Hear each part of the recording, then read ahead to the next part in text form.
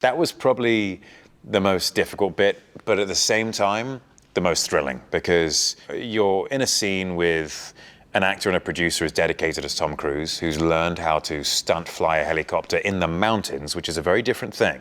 Mountains are very difficult for helicopters. And you can see the whites of his eyes in the helicopter behind you as you're being chased. You're pretending to fire this huge machine gun at him. Everyone's so happy at the end of each day, and it's genuinely exciting. And then at the end of each day, I'm sitting on the skid of this helicopter looking out across the ocean off New Zealand above a glacier. And people don't get to do that.